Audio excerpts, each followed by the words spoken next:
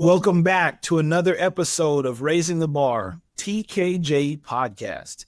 In this episode, we hear from Monique Riley. How are you today? Hi, Ken. It's good to see you again. Good to see you as well. So we're going to talk about your business today. Yes. and how things got started. So tell us, what inspired you to start your business in this field of work? Well, it started because I was a couponer originally. I was a couponer for many years. And then the pandemic hit and I lost my love for couponing. And so when I lost the love for couponing, I still have my love for shopping. I love to shop, Ken. Okay. And I love to save money. So I decided to become a personal shopper. And at first it started off as me just wanting to dress women for special occasions. And now it has evolved into not only fashion and dressing people for their daily lives, but also decor as well as organizational solutions. So when it comes to your business, please tell us, what does a personal shopper do? As a personal shopper, I save my client time, money, and energy by cultivating what they need. For example, if a client hires me to dress them for a gala, I do all the running around. I find them the best possible deal. I put on their body something that I know they will look good in. Also, I can shop for home decor as well as organizational solutions. So I take the guesswork out. You don't run around, Ken. I do all of that for you. Okay, now along the lines of dressing people, and I know everyone has different style. Everyone's style is different. So give us an idea when it comes to identifying someone's personal style. How does that conversation go when you're talking with the client? During a consultation, I will find out exactly how the client dresses. They'll show me their pictures with their family, maybe an event out. And so I can get a sense of what they like and what they don't like. Just this week, I picked up a new client and she told me that all she wears is sweatpants. And she was like, well, how can you make sweatpants look good? And so tomorrow I have an Instagram post coming out showing exactly how you do that. Because you would never think to put together a Walmart sweatsuit that I paid $10 for with a blazer. It looks really good. And so that's what I'm able to offer, different options to my clients. Okay, so give us an idea, or do you have a short story of an example of where you've helped someone figure out what they're wearing and what was the result? I have a young man that called me in to do a closet edit. I went in and I guess you're saying, what's a closet edit? I am. A closet edit is where I just come in and I take a look at what you have. Okay. How many times do we stand in front of the closet and say we have nothing to wear, even though we're looking at miles of clothes, right? Mm-hmm. So I go in and I edit that. Are you hanging on the things that you no longer can fit? Are you hanging on the things that are actually damaged? I move all of that out the way. And that's what I did for this young man. And when I was done with the edit, I realized he didn't even have the basics. What are the basics, Ken? The basics are a simple, crisp, white t-shirt, crew neck, V-neck, in white and also in black. Those are colors we have to have. How are you going to build a wardrobe if you don't have those two things? Okay. So when I was done with the edit and I realized he had that hole in his wardrobe, we went shopping. And I showed him how the blazers, he had very expensive blazers. He didn't realize that you could put a lightweight sweater up under it. He didn't realize that you can just do a regular t-shirt. And he didn't realize how important accessories were. So I do go through all of that. I go through the accessories. I go through how to style, not just get dressed, but actually style yourself. Now, you had mentioned places you may shop for your clients, and it has been a thing, and I believe it'll still be a thing moving forward. But when it comes to name brand, you've got certain clients that have to have specific brands, usually whether they can afford it or not. They want a specific brand. Mm-hmm. So give us an idea when it comes to doing shopping for someone else. Do you have people that say, I have to have this brand? Or do you have people that say, hey, there's a certain look I want? How do you intertwine those discrepancies? Most people want the look, Okay. whether it's designer, a dupe, a fake, whatever. They just want the particular look. And I can show them they can get the designer look, maybe out of a consignment shop. You don't have to pay retail prices to get your look. And so I show them the different options, and they're surprised. Like when I was coming in here today, Ken, I was speaking to a young man in the parking lot, and he was asking me about my blazer.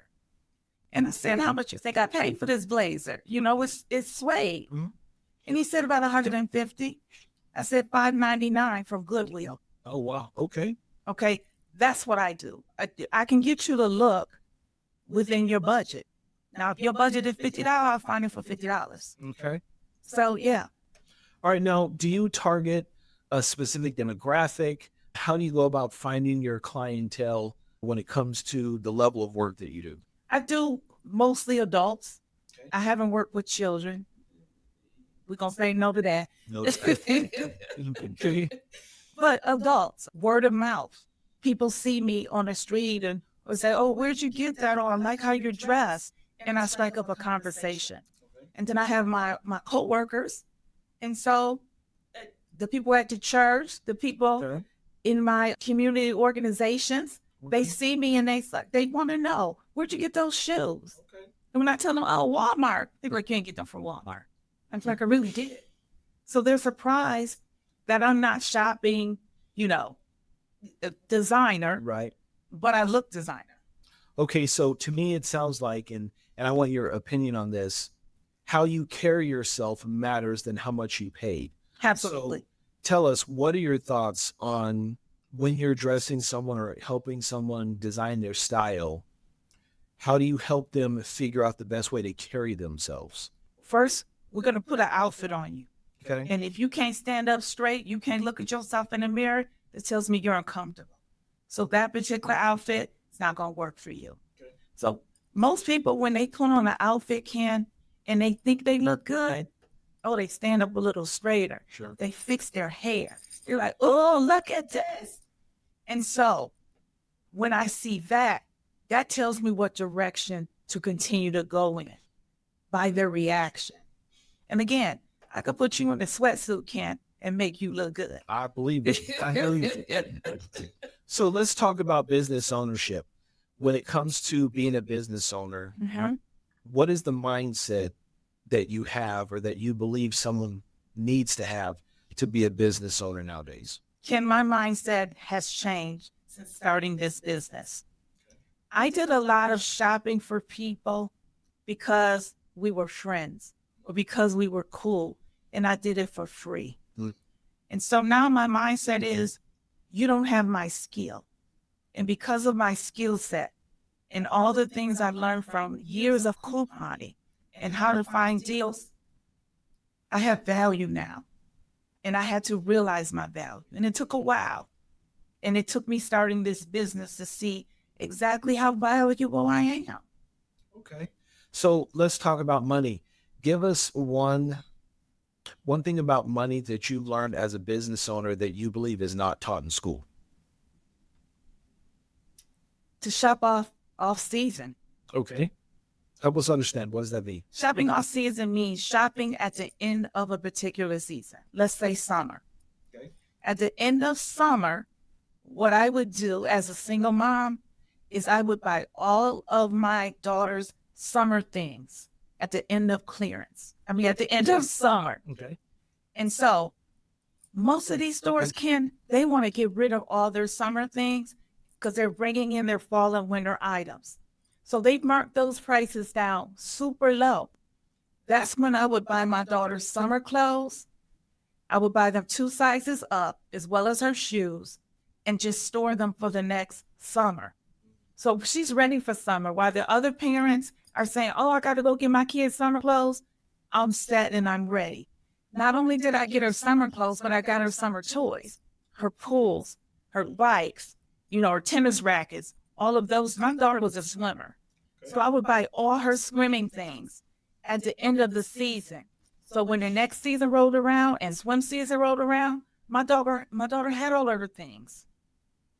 So it's important to know the seasons in your particular business, when things are going on sale in your particular business. Okay. Now let's talk about advice as you built your business and you're going to continue to grow and scale. Can you give us one piece of business advice that you've been given that you've held on to that you will continue to hold on to because you believed in it and it's helped you? To believe in myself, Ken. You have no idea how many people doubt you. They look in your face and pretend like they care, pretend like they're behind you, and all the time they're rooting for you to fail. I had to depend on me and the Lord. Lord, you know what I want to do. You know what I'm trying to do. Just having the confidence to do it. It took a long time for me to get the confidence. Nobody's going to want to listen to me about fashion. Who's going to listen to me? Who am I? But I now have the confidence because guess what? I stand up straight. When you see me walk down the street, you're like, look at her. She doing the most. You're right, I am. Okay. So you mentioned faith. So tell us, how has faith played a role on this journey? Listen, I'm a pew baby. My dad was chairman of the deacon board. He was the head of the trustee. Okay. Born and raised, sitting on a pew. My faith is very important to me. I believe in God. I believe in his principles. And so that's what I follow. I treat people how I want to be treated. Okay. That's important. Because I had a business owner who had a very successful business, but it could have gone to the next level if she changed how she presented herself. So that's a delicate topic. But I had to have it with her if she was going to just go to the next level. Her feelings were hurt at first. We're all human. Absolutely. But after she got over that initial feeling, she was so glad that I helped her. So glad. She was like, Monique, I didn't know about accessories. I just threw on whatever. I said, not when you take in corporate meetings. Absolutely. You have to dress the part. And you don't have to spend a lot of money to do it. That's the main thing I try to tell people. You don't have to spend a lot of money to look good. I shop at Walmart. You would never know it. Well, I appreciate you taking time. This was very interesting. I hadn't heard of a personal shopper. So please let us know, how can people find you, hire you, ask you questions? Where are you? You can find me over on Instagram. My username is mriley, RILEY 158.